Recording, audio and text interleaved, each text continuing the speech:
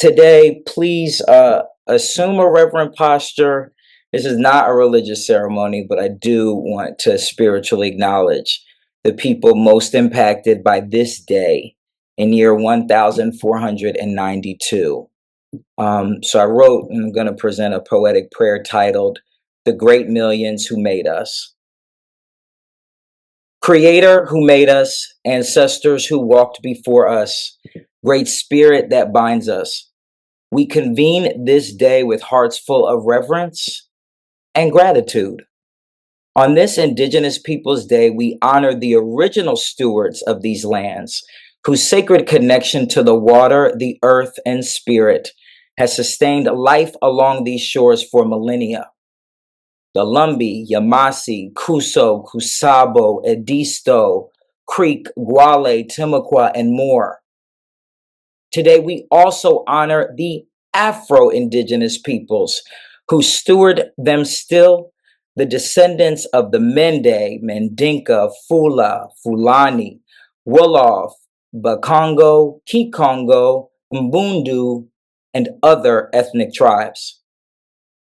Our ancestors, once royalty, arrived Pandishia Kostia in chains, bought, brought, and bound.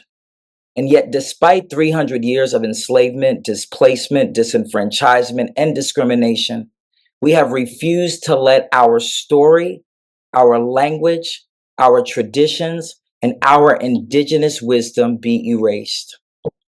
From the rhythm of the ring shout to the shining of our shorelines, we give thanks to the millions who made us, the countless unnamed ancestors, Indigenous and African alike, whose sacrifices sustained us, and we thank that great spirit who sustains our lands, our waters, and our people still.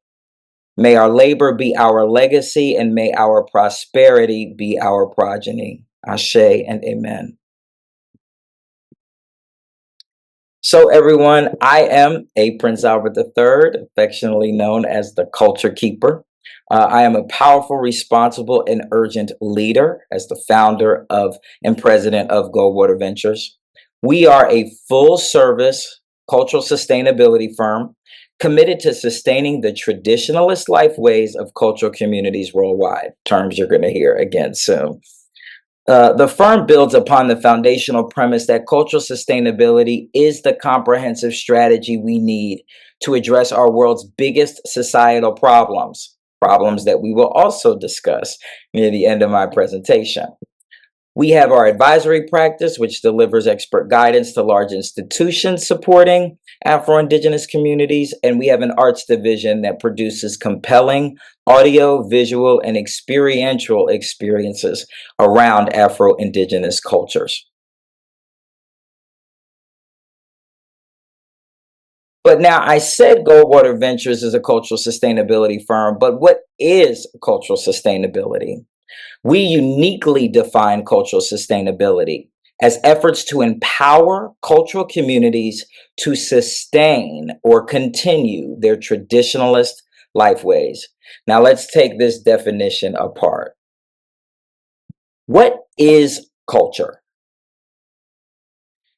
There are so many ways that we can define culture, thinking of pop culture, right? Thinking of culture in commercial ways and even individual ways. But we use a doctrinally ethnographic lens to understand the ways of life of cultural communities.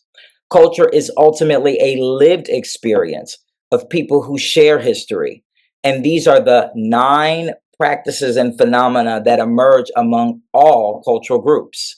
Things like social structures, kinship ties, matrilineal leadership, for example, or certain marriage rituals, or how a group interacts with its natural environment, how people make a town, a state, a region, home, especially given forced migration and displacement or brownfielding, etc.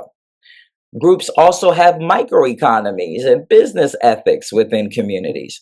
Since necessity is the mother of invention, traditionalist groups often have their own native technologies that facilitate daily chores or tasks.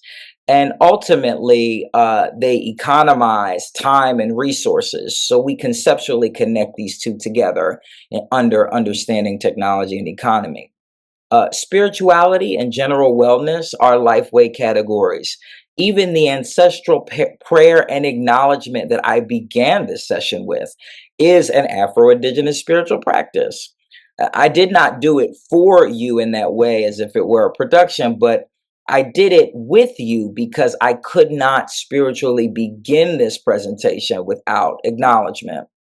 And then we have arts and traditional knowledge, right? This covers language and crafts and the other things that we would consider folk arts, for example. Communities are challenged to continue these practices of making arts and crafts in the ways of their ancestors to help tradition survive in case they are ever needed again. And who are we talking about? What specific cultural community are we talking about today? We are talking about Afro-Indigenous people.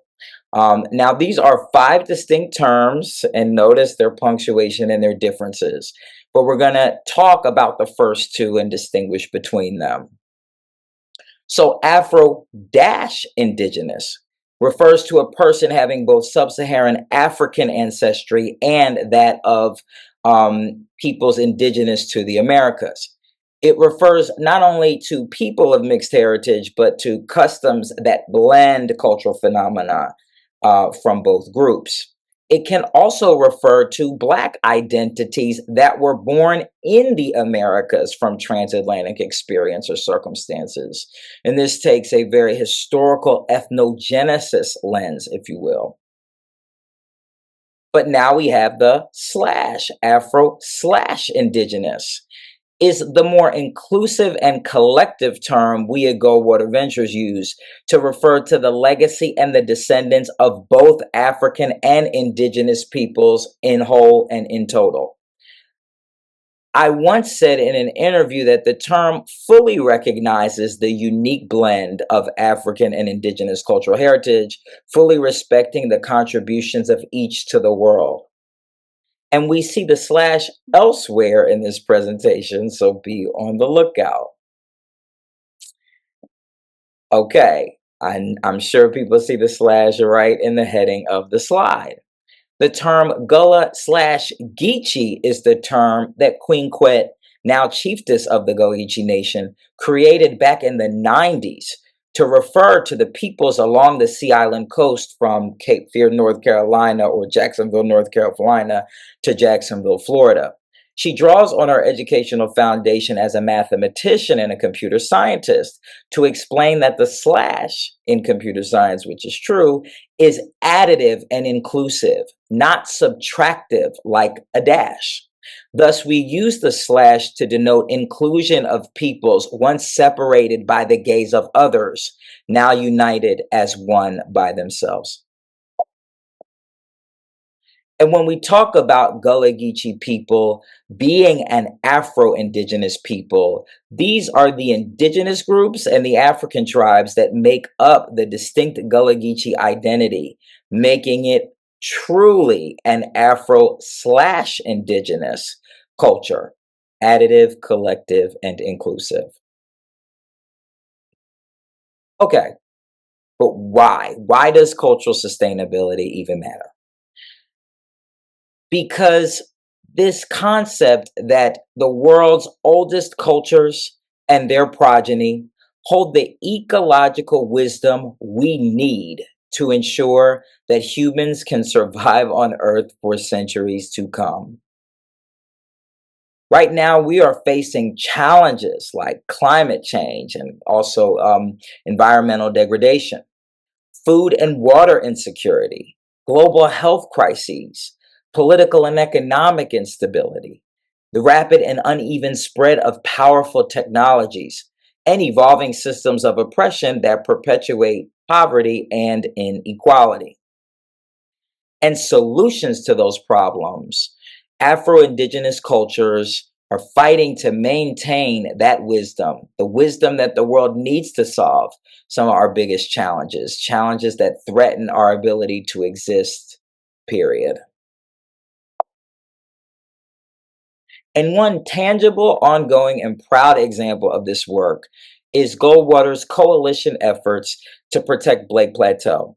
I'm sure Stan will discuss more about Blake Plateau, but I am proud to say that Goldwater Ventures, the Gullah Geechee Nation, and its aligned groups like the Gullah Geechee Culture Community Trust and the Gullah Geechee Fishing Association, etc., as well as members of the Healthy Oceans Coalition, HOC, and others, we are all working to protect Blake Plateau as not just an ecological resource, but also as a cultural and spiritual resource as well.